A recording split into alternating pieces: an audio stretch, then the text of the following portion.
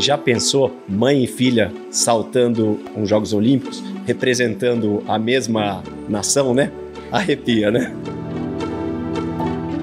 Sou atuante ainda, não vou dizer que não teria um sonho de poder montar um cavalo nos Jogos Olímpicos, mas não é um sonho que está permanentemente na minha cabeça. Para que você está comprando esse cavalo? Não sei, pode servir para mim, posso vender, pode ser para eu ver esse cavalo, né? Chegando aí nas últimas provas e tendo uma projeção internacional. Então, nós vamos sentindo e vamos ajustando a rota.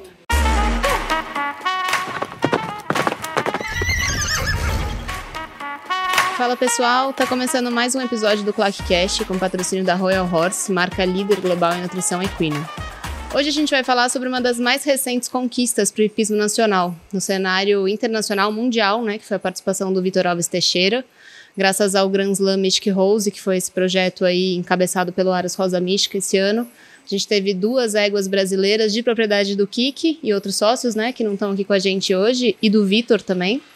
E a ideia hoje é a gente comentar um pouco do desempenho das éguas lá, falar um pouco da trajetória delas até chegar em Lanaken, quais são os objetivos agora, e de como foi ver a criação brasileira tão perto de tudo que a gente tem no mundo, né? Queria que você, Kiki, começasse falando um pouco como é que essas éguas chegaram em você e como é que esse projeto começou. A Argentina foi uma potra que eu comprei no primeiro leilão Next Generation, com 2 anos. E na época eu estava comprando bastante potro, sabe? E eu tive até uma indicação do Gui na época que ele falou: essa égua é para você, ela é limpa, rápida, égua de amador. Então foi tão simples quanto isso. E vamos apostar. E aí a gente tinha os cavalos em casa, o Vitor me assessorando em todos eles, e na época o Henrique, que não está mais com a gente, que montava todos os cavalos, né? E a Argentina, 4 anos dela, só o Henrique que saltou em casa, só ranking, e foi levando devagarinho. E no primeira prova que ela saiu de casa, já com 5 anos, foi num ranking aqui na hípica de Campinas, que foi o primeiro que o Vitor saltou com ela. E no começo desse ano, desculpa, e quando ia começar a seletiva de Lanaken, e ele falou: ela vai para Curitiba, né? Mês que vem. Falei: não estava nos planos, né? Uma égua que não sai de casa. Não, tem que ir para Curitiba, a égua é muito boa, né?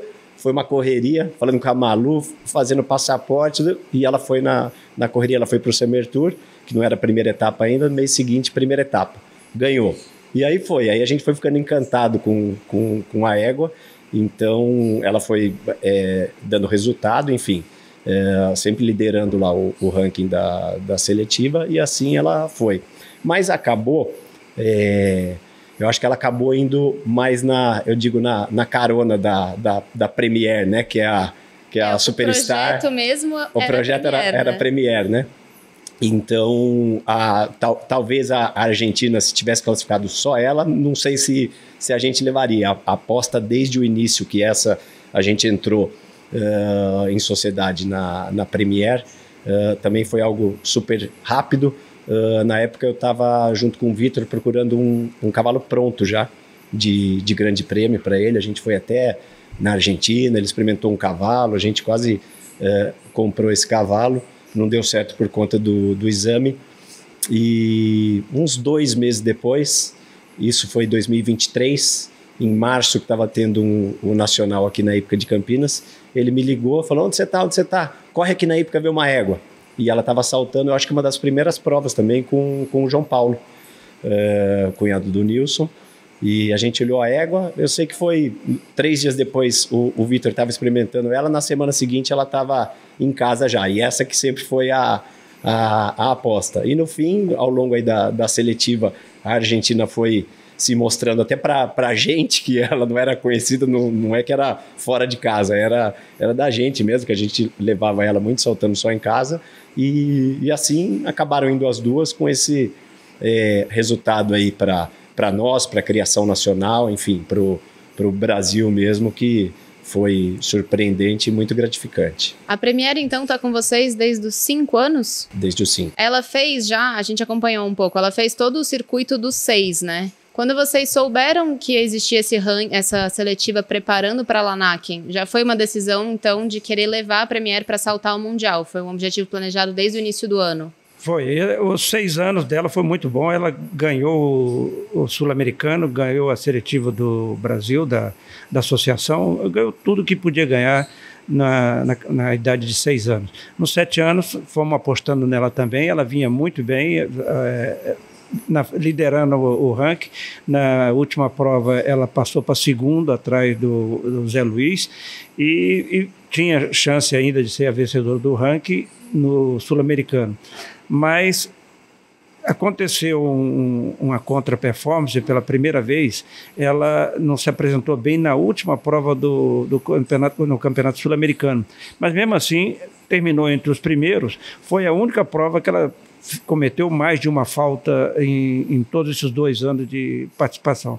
Aquilo desanimou um pouco a gente, mas eu sabia que aquilo não era normal. Aquilo não foi uma participação infeliz, talvez minha também, mas todo o contexto ali. Ela levou um tombo no concurso, galopando na grama, ela caiu comigo e tudo. Foi toda uma semana, não foi uma semana muito boa para nós, para o conjunto. Mas eu tinha certeza que a gente podia solucionar os problemas que se mostraram lá. Não tivemos muito tempo de treinamento em casa, porque os cavalos tiveram que no dia seguinte, sul-americano, fazer a quarentena no Rio. Foi um período um pouco longo, de 40 dias, que eu conseguia ir sempre que possível ir montar as duas lá na época do Rio. Nem sempre com todo o que a gente precisava para treinamento. Uma semana estava tendo o campeonato de adestramento, não tinha muita coisa para saltar, enfim, nós fizemos essa parte final de uma forma diferente que a gente gostaria de ter feito, mas deu tudo certo. Elas chegaram lá uma semana antes, lá na época do Marlon, no manejo do Marlon, conseguimos trabalhar uma semana antes do campeonato, e aí elas mostraram tudo aquilo que a gente tinha esperança que elas poderiam mostrar. Foi essa história até chegar o campeonato mundial. Infelizmente, por talvez não conhecer tanto a experiência no regulamento, eu cometi o erro de no primeiro dia fazer 0 com ela, mas não fui muito rápido, e no segundo dia cometi uma falta. Mas teve cavaleiros que classificaram para a final com 0 e 4 também. Eu deveria ter ido um pouco mais rápido no primeiro dia, mas tudo que cercou a preparação, a chegada dela e tudo, também não queria arriscar, sendo um dos primeiros a entrar na prova, onde tinha aproximadamente 200 competidores. E foi logo de cara, né? Primeira prova do dia, número 7. Exatamente, mais alto nível. Eu comecei muito no começo de uma prova de 200 cavaleiros. Então, não me arrependo, mas já tenho mais experiência para a próxima vez. Ela se apresentou bem, fez uns 0 pontos, e acabou que no final, pelo somatório da classificação dos 2 dias, ela ficou fora da final, mas se apresentou muito bem na prova de consolação também, chamou a atenção de várias pessoas. Nós ficamos muito contentes com a apresentação dela, principalmente apagou aquela contra-performance que ela tinha feito aqui no Campeonato Sul-Americano. E aí o que talvez possa falar mais sobre o projeto futuro que a gente tem para ela.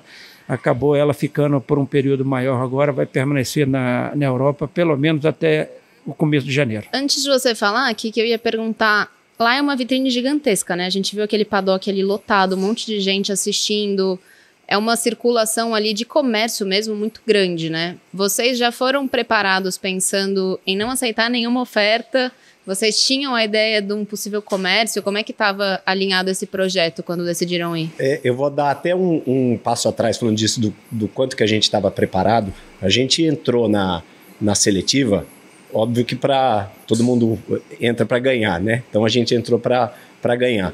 Mas depois que a gente classificou a Argentina e a Premier ficou em terceira na seletiva, os 2 primeiros, que eram o Zé Luiz e o Zé Roberto, decidiram não ir. E a gente ficou com a vaga, também a hora que tá com a vaga, você fala assim, bom, e agora? E eu não tinha noção, sinceramente, de tudo que envolvia, todo o trabalho, a logística e tudo isso. E foi tudo muito, muito rápido, porque foi o primeiro ano dessa seletiva, enfim. A gente saltou lá o Sul-Americano no domingo, saímos do Cooper no domingo à noite e falaram, os cavalos têm que chegar segunda-feira até meia-noite no Rio de Janeiro. E a gente não tinha noção de nada, falou, coloca no caminhão e vai. E nessa semana as éguas foram para o Rio, para a hípica do Rio. Nessa semana a gente ainda foi jantar para daí começar a conversar de como que é o projeto de levar, o que precisa ser feito e tudo. E aí pegando um gancho no que o Vitor falou da performance na última prova do Sul-Americano, isso claro que foi uma égua que estava há quase 3 anos com a gente, né? Se apresentando sempre de forma fenomenal, numa prova com 4 faltas que o conjunto cometeu. Foi um balde de água fria, né? E eu sei que depois desse jantar que a gente foi para combinar tudo que seria, se a gente ia levar mesmo ou não, o meu irmão até falou para mim, nossa, eu não imaginei que o Vitor ia estar com essa confiança. Ele estava num otimismo do que aconteceu lá no Cooper, porque ele se conhece e conhece a égua, né? Então ele sabia. Ele falou, eu vou ajustar isso daí, fica tranquilo. E a preocupação era que a gente passa ainda o período de quarentena longe das éguas. Então, assim, a preparação acaba sendo mais difícil do que no nosso dia a dia, né? E aí, nesse dia, então, a gente decidiu, vamos, e o otimismo do Vitor foi surpreendente e ninguém podia fazer nada a não ser acreditar nesse cara aqui, né? Então, e aí, indo para a sua pergunta, né, que você perguntou se a gente já estava preparado para isso. Então, a gente não estava nem preparado para ir, de fato. A gente queria ganhar a seletiva, mas não estávamos preparados para ir. E quando a gente foi, muita gente vinha me falar que lá é um comércio assim, que a pessoa sai da pista e já tem um monte de gente querendo comprar os animais, né? Só que também não nos preparamos. Bom, se alguém quiser comprar, qualquer empresa também deixa acontecer. E como o Vitor falou, de fato, né, chegaram pessoas aí da Europa interessadas, mas a Argentina, como lá no início, como eu falei, que o Gui falou, essa égua é para você, e é isso que eu enxergo, enfim. Com ela, como ela é 100% de minha propriedade, eu já fui com essa cabeça de que é invendável.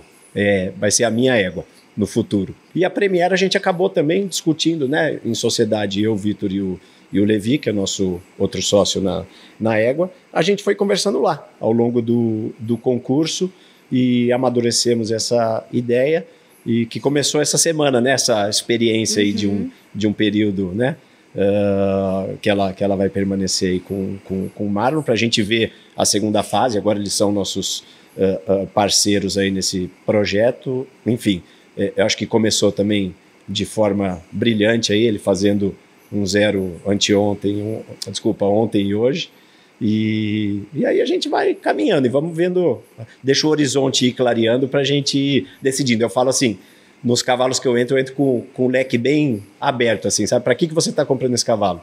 Não sei, pode servir para mim, posso vender, pode ser para eu ver esse cavalo, né, chegando aí nas últimas provas e tendo uma projeção internacional. Então, nós vamos sentindo e vamos ajustando a rota. Né? Na verdade, só completando a sua pergunta, ela teve interesse de compra, mas aí nós passamos também a ter a certeza da qualidade, do potencial dela. Então, chegamos a falar um preço, eu não gosto de não falar preço, entendeu? Mas Sim. Nós chegamos à conclusão e falamos um preço para não vender. Então, é um preço que a gente sabe que estava um pouquinho na frente do estágio atual dela, mas foi um preço para não vender, porque já tinha vontade desse projeto com o Marlon e eu não tenho nenhuma necessidade ou a busca incessante de vender, nem os outros meus sócios, mas se essa égua mostrar que ela pode ajudar o Brasil em algum concurso internacional de grande porte, a vontade nossa é de vê-la representando o Brasil em grandes concursos, assim como foi a Miss Blue e outros cavalos que daqui saíram e como está sendo a mãe dela. Exatamente. Já pensou um sonho de ver a mãe e filha nas Olimpíadas de Los Angeles? É um sonho, mas sonhar todo mundo pode, né? Então é isso que é o nosso pensamento. Poderia ser vendida, mas não é a busca incessante de vendê-la de qualquer maneira e de rifá-la a qualquer preço, porque também tem a vontade maior de vê-la brilhar nas pistas. Eu gostaria só de acrescentar, e nós passamos pela fase de quarentena, e registrar aqui e agradecer o Fábio Leivas, que nos deu muito apoio no Rio de Janeiro, com sua equipe, com trabalho, com ele mesmo se dispondo a montar e a saltar algumas vezes as éguas quando eu pedi para fazer um escuro e tudo. Então, gostaria de registrar o apoio que eu tive por parte do Fábio Leivas no Rio de Janeiro. Estamos em casa para agradecer Fábio Leivas, sempre um querido. Isso não foi combinado, a gente nunca falou disso, mas coincidentemente, hoje de manhã, eu falei com 2 pessoas que me mandaram mensagem depois que a égua saltou, que ainda era madrugada aqui pra gente, né? E para 2 pessoas eu falei isso, né? Falei, já pensou mãe e filha saltando uns Jogos Olímpicos? Mais do que isso, representando a mesma nação, né? Uhum. E eu falei, né? Eu falo que sonhar pequeno, sonhar grande dá o mesmo trabalho, né? Então, o Vitor acabou de falar isso aí, ó, até arrepia, né? O time tá alinhado, mesmo não tendo conversando, por isso que dá certo. Exatamente. Esse projeto do Marlon, então, na verdade, surgiu conforme Lanaken começou a acontecer, não era uma coisa planejada inicialmente? Ou, quando se vislumbrou a ideia da Lestar na Europa, vocês já começaram a pensar num projeto de mais médio e longo prazo lá?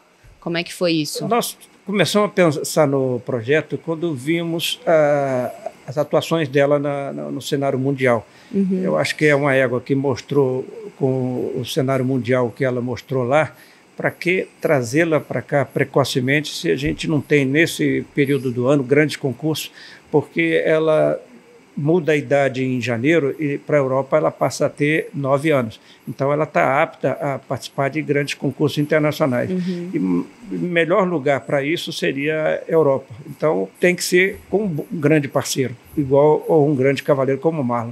Mas nós sabemos que o Marlon também, ele trabalha para um proprietário irlandês, que se chama Enda Carole, e que ele tem outros objetivos. O principal objetivo deles é a clientela de alto padrão mundial. Mas ele também quer montar o Marlon para grandes concursos. Então, casou de ter o nosso objetivo, nosso vontade de futuro, com o mesmo objetivo dele. Então, ele nos procurou, nós conversamos e decidimos, até janeiro, a égua vai ficar com ele para ver se encaixa num grupo muito pequeno de cavalos que o Marlon tem que dar atenção, porque ele tem outros grandes proprietários mundiais, então ele só vai poder dar atenção a ela se ela realmente mostrar que está entrando no seleto grupo de cavalos que ele tem que montar, porque ele a toda semana tem um campeonato 5 estrelas para saltar. Ou ela entra nesse primeiro time. Exatamente. Vitor, eu vou puxar um pouco esse gancho do sonho, e na verdade eu vou falar um pouco da Argentina, mas para a gente voltar na Premier. A Argentina naquela final dos 5 anos, fazendo o que fez, colocando o Brasil ali no topo do mundo, né? Era um sonho, era a gente permitir sonhar algo que eu acho que ninguém imaginava. E você, em cima, é uma pessoa que já realizou muito.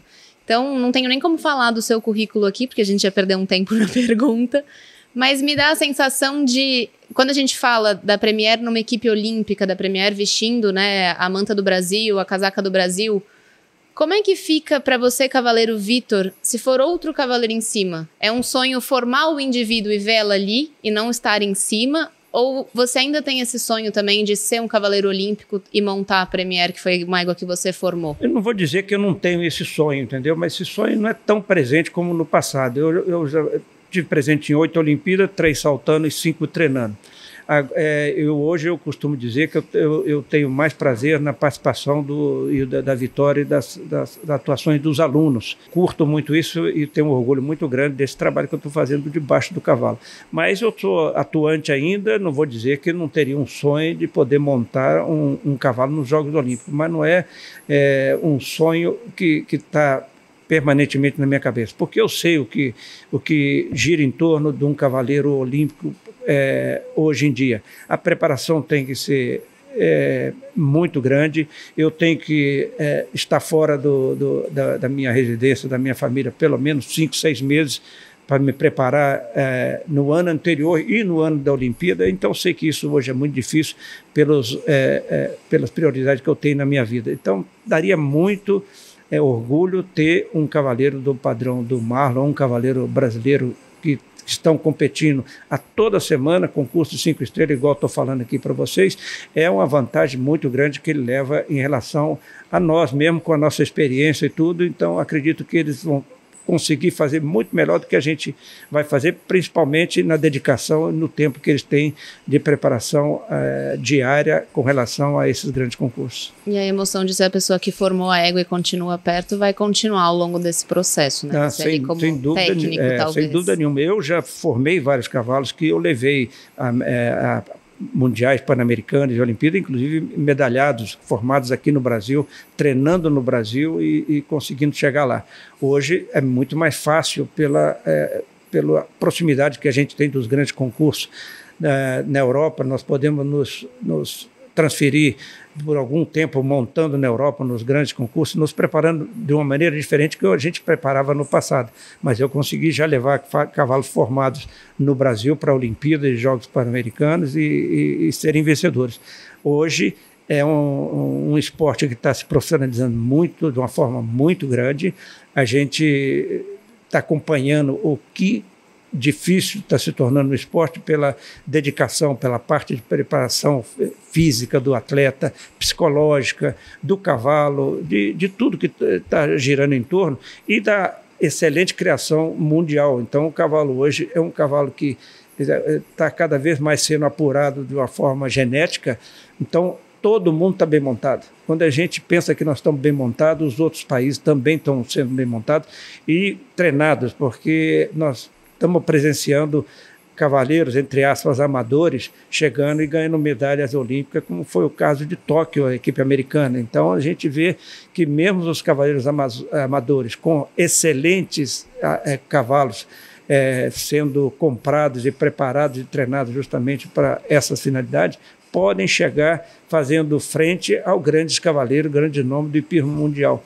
Então, eu tenho consciência que hoje só o nome e a experiência não ganha a prova. Nós temos que fazer com a dedicação e o trabalho e o respeito técnico que o esporte exige hoje em dia para chegar de uma forma parecida com esses cavaleiros que eles estão fazendo isso. Certamente, em algum momento, a experiência vai ajudar, mas não podemos contar e botar ela no nome e pensar que isso vai resolver, porque nós estamos vendo praticamente todos os cavaleiros eu encontrei lá no Mundial, vários cavaleiros da minha geração, tudo debaixo do cavalo, já não montam mais, já desaposentaram. Então, eu estava ali quase sozinho com a minha geração ali. Então, a gente vê a dificuldade é muito grande, eu tenho consciência disso, mas vou continuar me divertindo aqui e também buscando um cavalo para também, pelo menos no Brasil, buscar saltar as principais provas, que essa é que eu gosto mais, de saltar as grandes competições, a série principal, o sênior top e tudo.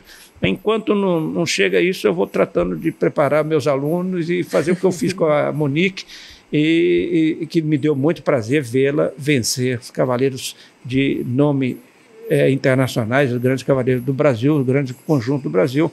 Ela sendo uma amadora de 22 anos, eu sinto também muito prazer nisso. E a gente estava falando dessa geração nova, o pódio dos 7 anos lá, acho que 2 não tinham nem 20 anos, né? Então, realmente tem uma molecada, além do refinamento do esporte, da criação, tem uma molecada chegando aí, não só aqui como lá fora. Eu queria que a gente falasse um pouco agora do concurso em si. A gente vem aqui no Brasil com muito concurso, né? Todo final de semana a gente tem concursos grandes, outros menores, muitos regionais. O que vocês sentiram de diferente? A principal diferença num concurso como o Mundial, lá em Lanaken?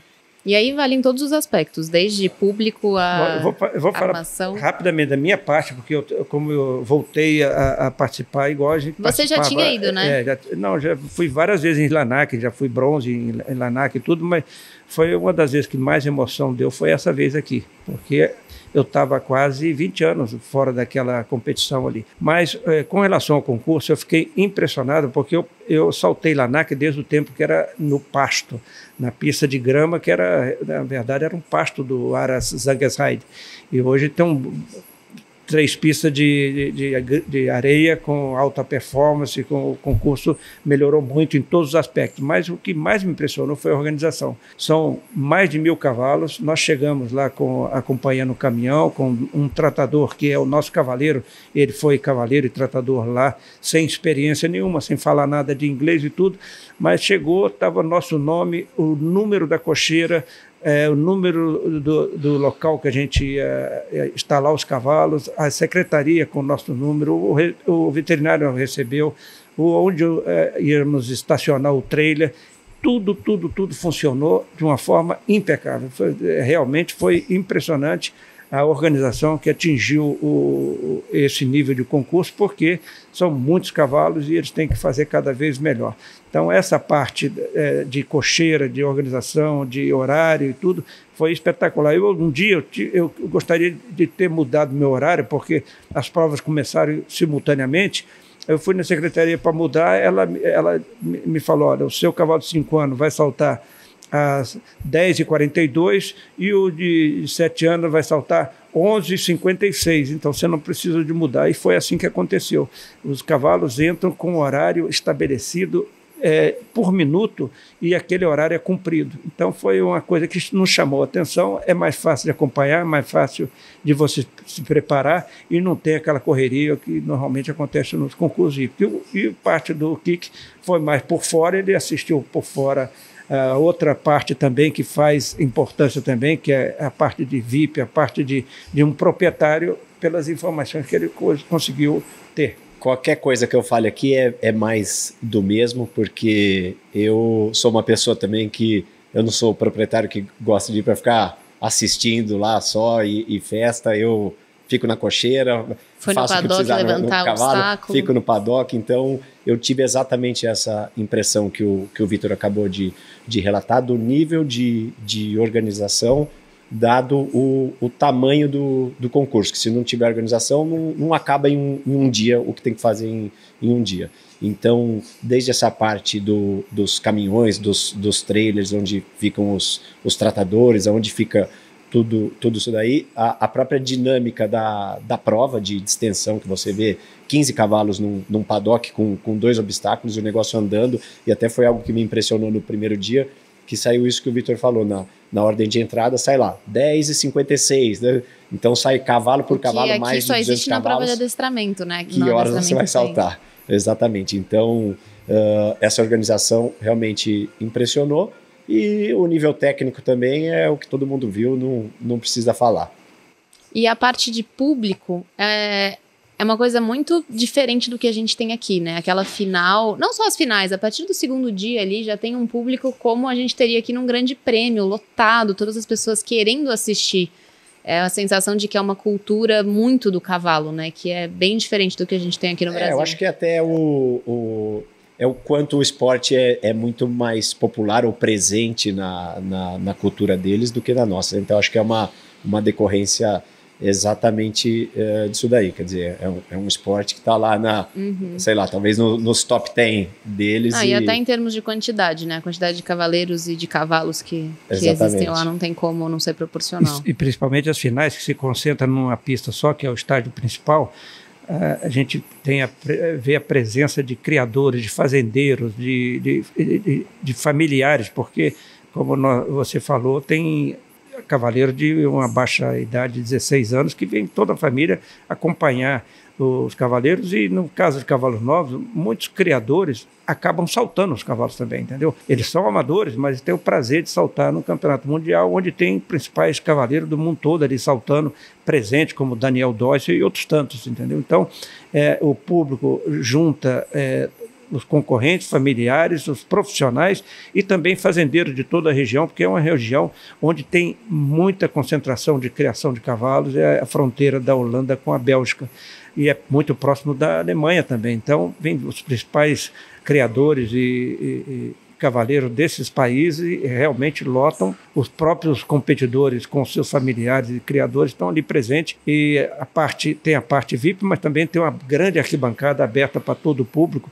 onde todo mundo pode acompanhar o concurso e torcer para aquele melhor espetáculo, porque não necessariamente eles torcem apenas para os seus cavalos, mas eles gostam de ver um grande espetáculo. Um espetáculo bonito, né? Vitor, uma coisa que chama atenção, e aí até trazendo um pouco a sua perspectiva de cavaleiro, é que os principais cavaleiros que a gente vê no circuito 5 estrelas não estão saltando o Mundial, né? A gente não vê... Acho que a gente deve ter visto o Gil Thomas...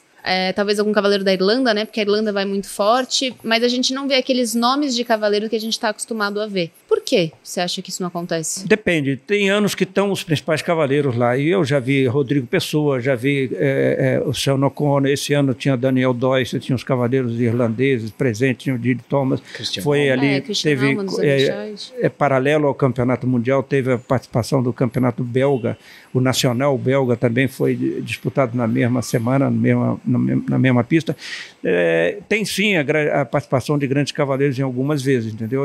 O Balobé foi um cavalo que passou por Lanaken, o Hermitage já passou por Lanaken, então vários cavaleiros em várias situações também saltam em Lanaken, mas a gente sabe que a Europa, o calendário europeu, por exemplo, o Marlon estava saltando o Global Tour 5 estrelas de Viena, então não podem estar presentes. Na semana seguinte tinham 5 estrelas de Roma, então isso acontece com o nosso calendário, porque ao finalzinho do verão todo mundo quer aproveitar enquanto pode saltar do lado de fora, mas dependendo do ano tem grandes cavaleiros de nível mundial, olímpico e presente. Esse ano tinha alguns, posso citar outros tantos que estavam lá presentes, mas muito pelo que eu citei aqui, os grandes concursos e a safra de cavalos, porque esses cavaleiros também estão preparando os cavalos novos a nível internacional para ser os grandes cavalos para eles do futuro. Mas o calendário hípico é muito puxado, então acontece a sobreposição de grandes concursos na mesma semana. É uma coisa mais sazonal do que... Exato, não, mas podemos no ano que vem ter vários cavaleiros olímpicos ali presentes, e isso vai muito da época do concurso, né? E dos cavalos que você tem na sua mão naquele momento, mas... acontece muitas vezes de ter grandes cavaleiros, e esse ano também tinha. A gente tem aquela discussão frequente, né, de o Mundial é bom para formar o cavalo, não é? O cavalo que salta o Mundial chega, não chega? Vocês que estão nessa empreitada com a Premier de pensar num projeto de longo prazo, o que vocês acharam da seletiva que ela fez aqui no Brasil, então a preparação dela no Brasil, e esse final que foi o Grand Slam, pensando na formação... No Grand Slam não, que foi o Mundial, pensando na formação dela como égua.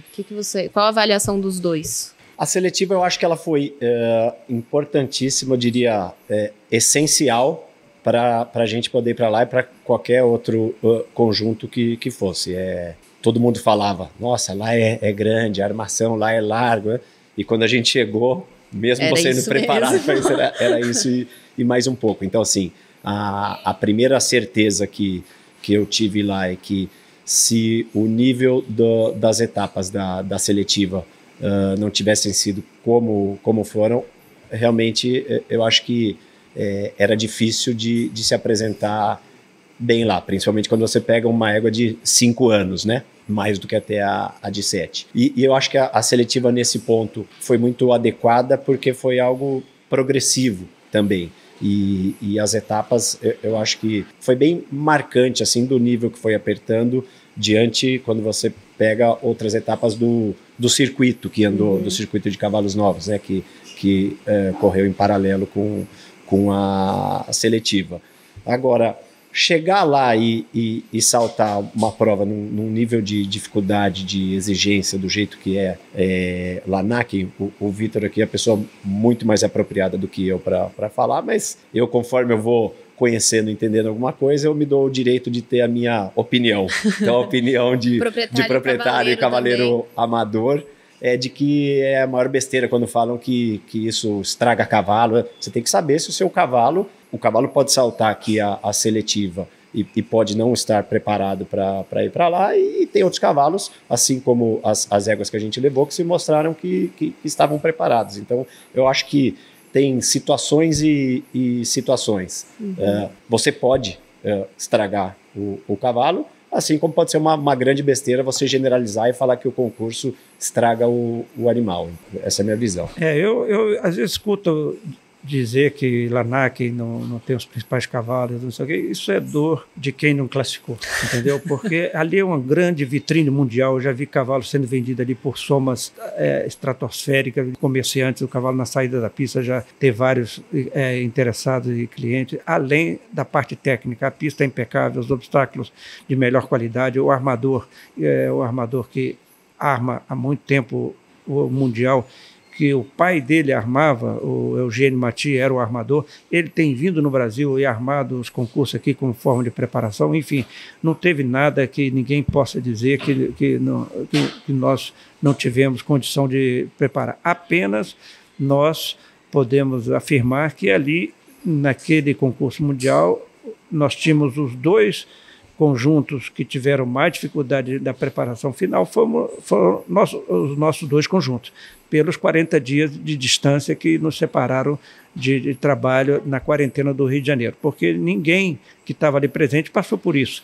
Então, se eu pudesse mudar e tentar que o Brasil conseguisse fazer no futuro, é que tivesse fazer uma quarentena, por exemplo, em São Paulo, onde a gente pudesse preparar e estar presente com os cavalos mais tempo, porque esses 40 dias, por mais que nós conseguimos estar presente sempre que possível no Rio de Janeiro, não foi o ideal de preparação final. A seletiva tudo bem, a fase de Grand Slam, tudo correto, tudo sul-americano, tudo não teve problema nenhum, mas realmente essa quarentena para a gente custou um pouquinho uma melhor preparação de trabalho, de estar junto com o seu cavalo nos momentos finais da participação da preparação final de um campeonato mundial. Fora a própria viagem, né? Até porque, isso que eu ia dizer, eu falo que foi ainda mais gratificante o resultado com as duas éguas, porque a gente olhava lá, a gente está junto lá com os melhores do mundo, e a gente enfrentou muito mais dificuldade para chegar lá do que quem está lá, né? Essa questão que o Vitor falou dos 40 dias longe do cavaleiro principal das éguas, e a viagem não é uma viagem de 12 horas, né? Exatamente. Você vai para o aeroporto, fica um dia antes, depois vai para uma viagem de 12 horas, chega lá, fica mais 2 dias no aeroporto para pegar o caminhão e andar mais não sei quantos quilômetros, chegar no lugar novo. Só. E esse que é um ponto que eu acho, eu falei do nível técnico da seletiva, mas como primeiro ano, eu acho que esse planejamento pode ser melhorado, porque foi essa correria que eu falei há pouco, que acabou a seletiva no domingo, na segunda-feira, obrigatoriamente, os cavalos tinham que estar no Rio de Janeiro, senão não dava tempo da quarentena. E além disso, essa janela, assim, fazendo isso, a gente chegou uma semana antes do concurso, quer dizer, você enfrenta tudo isso. Então, assim, a quarentena, não tem como a gente fugir da quarentena. Sim. É óbvio que se puder fazer no próprio estado, São Paulo, é melhor, mas mesmo a gente tendo que fazer a quarentena em outro estado, mas se a gente tivesse chegado lá com uma antecedência maior, teria um tempo para as éguas adaptarem mais, porque muda muito, principalmente clima e o período de quarentena e viagem, que faz bem para os animais poderem se aclimatar para ir para um concurso desse nível de exigência. Né? E é isso também, chegou direto para esse concurso, né? Não, sei lá, saltou um regional antes, alguma coisa. A gente até pretendia, só que não deu tempo mesmo. E a gente ia ter que optar em treinar em casa lá ou ir para uma prova. E aí o Vitor optou por ficar trabalhando em casa. Nós tivemos a possibilidade de entrar no concurso Sabem e fazer 2 percursos. Se eu saltasse um concurso internacional que havia uma semana antes do Mundial, ficaria 3 semanas saltando concurso, também não é uma boa preparação. Eu preferi treinar em casa e saltar esse prova do Sabem não foi nada comparado com o que nós enfrentamos lá. Foi uma passagem de 1,30. A Argentina, coitada, fez 2 zeros a 1,15 m, 1,10 m, 1,15 m. Ela chegou lá, ela tomou um susto com o que ela enfrentou lá, mas chegou bem de saúde e tudo, e nós conseguimos, com essa semana em casa, saltar um pouco mais alto em casa, botar o teto delas um pouco melhor, a parte de treinamento técnico também, deu tudo certo. Mas, realmente, se puder mudar essa fase de quarentena e puder sair um avião direto de São Paulo, seria melhor. As fronteiras abriram recentemente por lá, né? Rio e de Curitiba... Sem ter que fazer quarentena na Argentina. De Curitiba não havia voo direto, então o avião ia fazer várias escalas. O único voo direto que havia entre as duas cidades é esse do Rio de Janeiro, e nós optamos por um voo direto a Luxemburgo, se não me engano. Luxemburgo tinha um voo direto, então é menos custoso um pouco, problema, né? para o cavalo de descer 2 vezes o avião ou 3. Então, optamos pelo Rio de Janeiro. Vitor, você também atua como armador de percurso, e a gente estava falando um pouco da armação do Mati no Sul-Americano e lá no Mundial. Eu conversei um pouco com a Érica Sportiello lá no Mundial, e ela comentou exatamente, falando um pouco dessa questão de é formação, não é formação, ela falou: a armação do Mati é muito diferente do que a gente está acostumado aqui no Brasil, porque é uma pista muito conectada, com perguntas muito próximas, não tem aquele intervalo de você desconectar um pouco o cavalo, e são perguntas que teriam num grande prêmio. Então, largura, tríplice, pergunta antes do Rio, depois do Rio, testeira, tudo que você encontraria num grande prêmio, você encontra ali na final dos cavalos novos. O que você achou, na sua perspectiva de amador e cavaleiro, dessa armação final ali, pensando no cavalo novo? O Bernard Mati não tem uma tarefa fácil no Mundial. E aqui também não é diferente. Ele tem que preparar os cavalos e chegar a um desempate com um número reduzido de cavalos, sem destruir os cavalos, mas com os melhores conjuntos possíveis.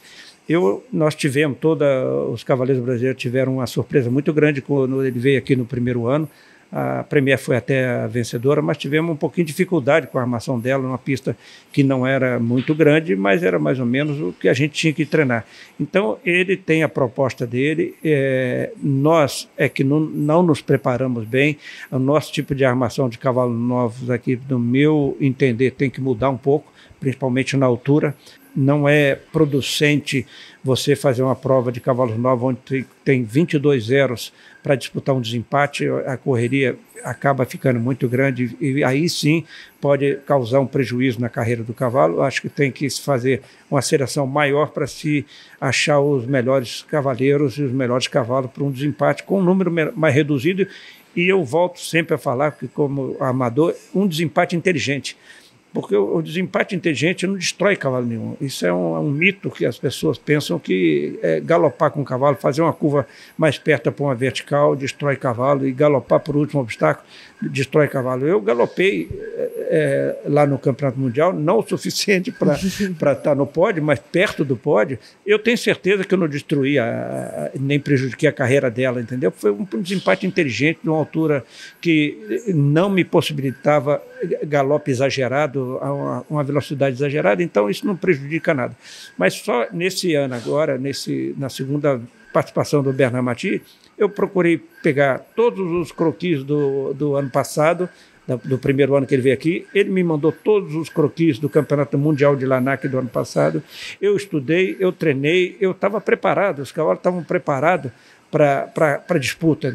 Tanto é que eu fui à final com os 3 cavalos que eu competi, podendo ganhar as 3 séries. Porque na final você com 0 ponto, qualquer um pode ganhar. Mas na final você tem que estar perfeito, você tem que estar igual numa Olimpíada, você tem que estar tudo bom naquele dia. Então você tem que estar com tudo aprimorado naquele dia. Mas eu não me surpreendi com nenhuma armação, nem rio. Os cavalos passaram rio aqui, como passaram rio lá fora, sem problema nenhum, porque nós estávamos preparados. Então eu acho que é muito importante você saber a característica do armador que você vai enfrentar, e o Bernard Mati não fez nenhum erro, não cometeu nenhum erro aqui, apenas ele tem a maneira de armar e uma responsabilidade muito grande de conseguir selecionar entre 230, praticamente nos 5 anos, os melhores para a participação final, não só separar os melhores, mas também chegar com eles a nível de saltar melhor na final. E assim foi com a nossa égua só foi melhorando no decorrer do percurso e nas seletivas aqui também, no Campeonato Sul-Americano aqui também, do Arascupa, ela chegou saltando bem a final e foi bem na final, fazendo 0 na final, melhor até que quando começou o ano.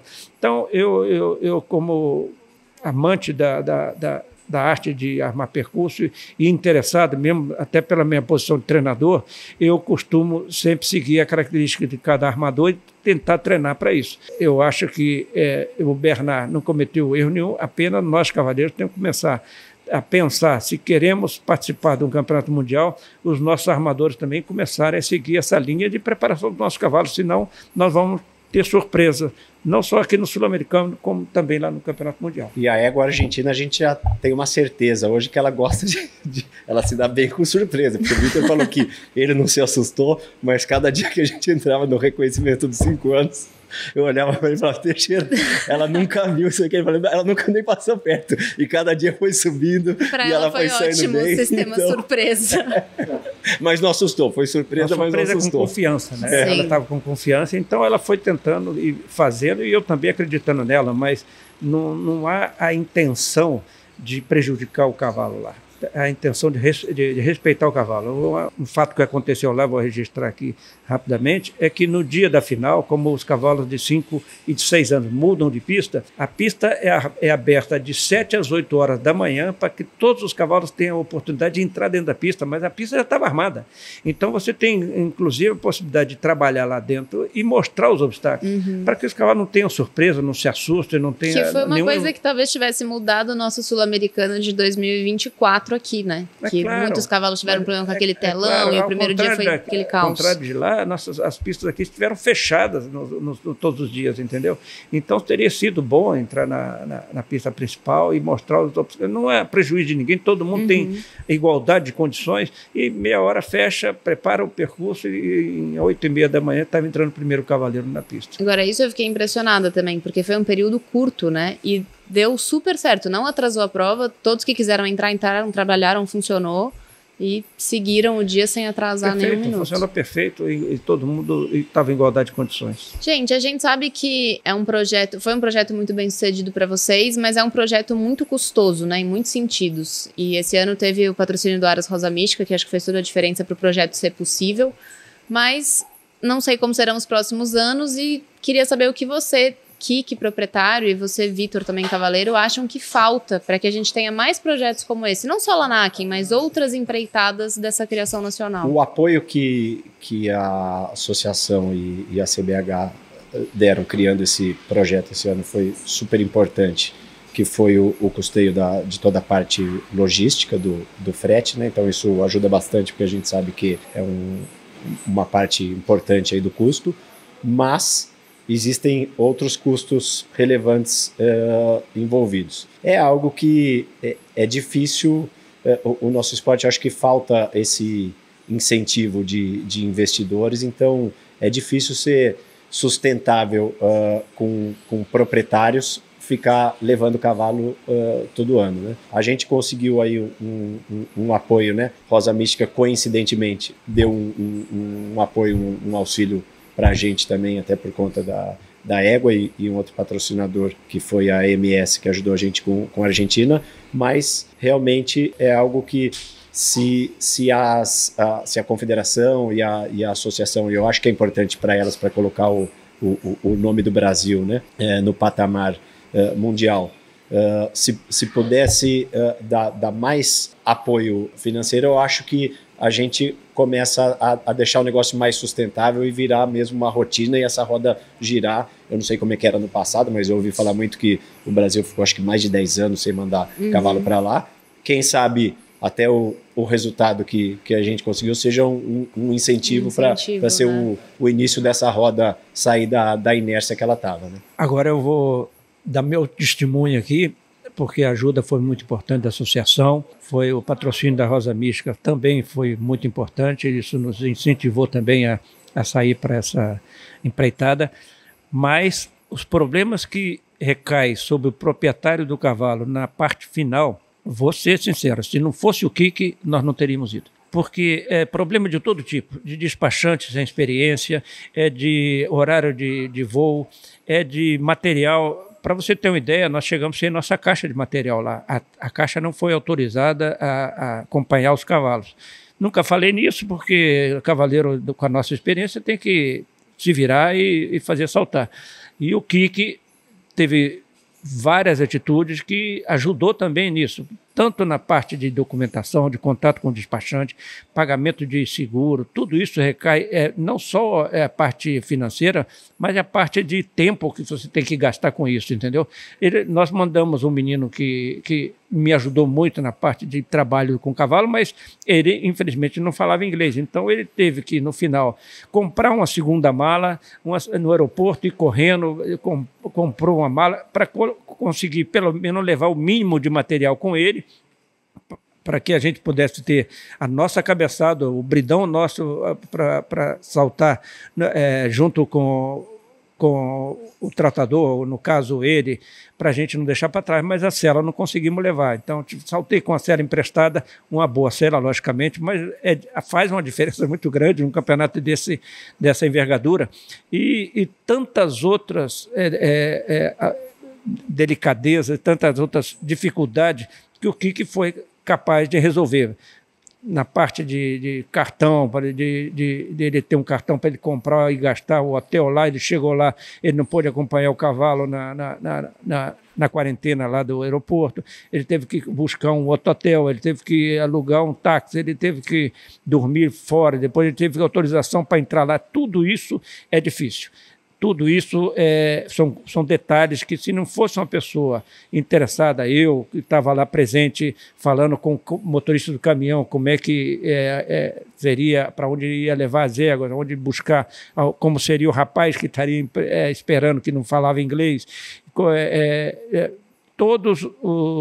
a dificuldade que teve para material, a gente teve que chegar lá, comprei todo o material de limpeza, material de trato com os cavalos, tudo de água, de balde e tudo, logicamente com a ajuda, não foi possível do Marlon e do irmão dele, o Mário Zanotelli, que foi uma pessoa que nos ajudou muito, mas se não tinha a presença do Kiki na retaguarda da parte de logística, de despachante, de organizar tudo nos últimos momentos, que sempre o despachante falava o que precisava, exame e documento no último momento. Não seria possível. Então, essa parte a gente pode tentar melhorar também, porque a maioria dos proprietários não tem essa experiência, não quer esse tipo de trabalho, e nem sempre é possível ele estar presente como estava presente o Kiki por contato direto com o telefone, com o despachante. Ele sabe mais que eu o trabalho que ele teve, porque não foi fácil. Então, essas dificuldades a gente tem que tentar evitar e preparar melhor da próxima vez. O caminho foi duramente aberto, talvez agora tenha que ser melhor trabalhado. Sem querer desanimar ninguém, mas foram 40 dias de surpresa aqui, depois lá era todo dia alguma coisa. Mas valeu tudo a pena. Valeu a pena. Não é porque agora é fácil, né? Deu resultado, valeu a pena. Quando a gente vai, a gente não sabe o que vai acontecer, mas eu curto o processo, enfim, eu gosto de entender tudo que tem por trás, o que a gente precisa fazer para viabilizar isso. Então, fui sem ter a expectativa do resultado. Então, o resultado, eu acho que, como eu falei, ele só torna todo esse percurso mais gratificante. Foi um bônus aí, melhor ainda. Exatamente, né? Foi um bônus. Gente, obrigada por terem aberto esse caminho para o esporte, parabéns pelo resultado e muito obrigada por terem topado falar com a gente aqui hoje. Obrigado a vocês, sempre o apoio de vocês sempre é importante, nós estaremos sempre à disposição para divulgar não só o esporte, mas todos os caminhos que facilitarão a outros conjuntos, outros participantes no futuro a não ter e não passar pela dificuldade que nós passamos, mas talvez se a gente for classificado para as próximas edições, nós estaremos com mais experiência e podermos dar assessoria para os próximos conjuntos. Olha lá, ele já vai abrir um novo projeto, um novo ramo. Obrigada, gente. Menina.